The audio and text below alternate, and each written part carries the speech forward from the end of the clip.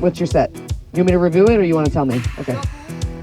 Turn, turning quickly, air bounce, Yeah. spin, over, and pretty much through and dog catch. That's awesome. You remembered all that. Nice work. You should do some country line dancing. Go nice and slow. Don't be aho. But nothing ever stopped me. Good. From dusting off my Catch. shoes. You might think you'll see me falling to the ground, but I threw up my Say turn. umbrella when rain stops hitting Got down. catch first. See, you're saying it as he's biting it. On a bad day, on a Good. Very good. That was better. Now you're saying it as you're throwing it, which is definitely earlier. dancing with the rain. Yeah. And then spinning air bounce. Boom! Incoming! He's got it! Spin over dog catch. Spin. Spin, over, Good. Dog catch. I've had that happen so many times where I had to pick up that last one because I... Good job, buddy. Nice work. Let's talk about Yachi's method. Now, this method was developed by a gentleman named Yachi that lives in Japan. The purpose of this method is to make the game as clear and simple for the dog as possible. And we do that through a certain communication method. So we're going to break down that method now. The first element of it is the pose.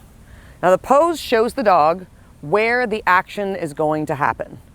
We do the pose vertically. Now, for the dog visually, there's a difference between a vertical pose and a horizontal disc. The horizontal disc communicates bite to the dog, where the vertical presentation makes it more clear to the dog that they're just looking at where the action's going to happen.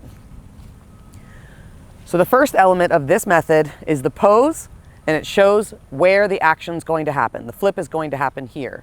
The throw is going to happen here. The throw is going to happen here. Or for an over, the throw is going to happen here. All of these poses are presented vertically, and they show in basically whatever position I'm going to be throwing the disc for that move. The next element of this method is the cue, and that's our verbal cue. Now, if you don't use verbals for your dog right now, you're going to want to use them for trying this method. So you can make up any word you want for any of the behaviors, but we want a verbal cue on every move and throw that you're going to be doing with your dogs. Some of us have a spreadsheet or something like that to keep track of what they are, or you can just use words that are easy for you to remember with your dogs. For this method, you definitely want to use your words. Your words are going to tell the dog what the action is that's going to happen. So our pose is showing the dog where the action is going to happen, and our cue is telling the dog what the action is. The final element of Yachi's method is the low-high or the swing. Now, essentially, both of these actions are triggers for the dog to go. Low-high would be presented for all of our flips, overs, dog catches, inside type of throws, where you're going low to high. Okay, so this low-high action tells the dog when to jump. That's called low-high because the disc is going low and then back high again. Swing is when you're throwing, because it's more of a swinging motion, it's not a low-high. So if you're in pose for your backhand, a swing would look like the arm triggering for the throw. Now, both of these actions tell the dog when to go. So far we've got a pose, that shows the dog where the action's gonna happen. A verbal cue, that tells the dog what's gonna happen. And then we have a low-high or a swing. So if we're still in this position, which would be good for a flip, so we have our pose, I would say flip, and then this low-high throw for the actual flip would be the trigger for action. That should tell the dog when to jump. Now, traditionally, in dog training, our dogs are going on our verbal cue. So this will be the first most important part about implementing this method, is that you want to get your dog to understand that they're no longer going on action with the verbal cue. The action is happening from the low-high or the swing. So that can take a bit of practice to go through this method and make sure you're practicing with your dog. Flip. When you say flip, your dog may jump. You could take the disc away and reset. You've already said flip, you don't need to say it again. You put it back in pose, and then you trigger low-high, and your dog will jump on the low-high. So there's many ways to have your dog understand that the low-high or the swing is the action to go, or the physical trigger is an action to go. Also, all of your flat work movements apply to this same communication method. So if I want my dog to go around, I'm gonna say around, and then I'm gonna give the physical trigger when I want the dog to go around. Now it's important that these things happen separately. So we want the verbal cue and the pose to happen separately from the trigger for action. Okay?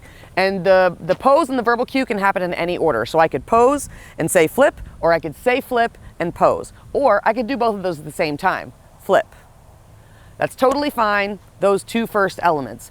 Totally fine to have those together. The next element though, the low-high or the swing trigger for action, you want that to be separate from the first part. And it only has to be separate by maybe a half of a second. But you want to give the dog a moment to process the verbal cue you've just given them and the visual cue that you've just given them. If you don't give them that half a second to think about it and you trigger action at the same time you're giving the verbal cue, the dog's not listening to the verbal cue. They're just following the trigger for action. The whole purpose of this method, again, is to make the game really clear and simple for the dog. And so we want to give a verbal cue and want to tell the dog where the action's going to happen. That's making it more clear for the dog. But if we trigger action at the same time, they're not even paying attention to any of that information that we've added. So in that position, what we call that is aho. Now aho means idiot in Japanese. So basically it's a play on that if you take all the time and effort to put in a pose and a verbal cue and you trigger action at the same time, you're wasting your breath. So what I'm going to ask you to be is not be aho. No aho or don't be aho. If I do say that you are aho or something is aho, that basically means that you've given the verbal cue and the trigger of action at the same time. So you want to focus on separating those a little bit to make sure that your dog actually is processing the information that we're giving them. So a little bit more out towards the dog on the flip catch, not a whole lot. Because he's coming in and that'll cause him to flip if you push it behind his head. Flip. Oh, good. Flip catch. Flip catch. Yeah! Very nice. All right, a little bit higher, a little bit further behind his head. We'll get him to rotate his body. You need one more. Got it?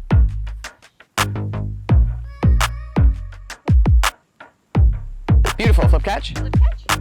Yes!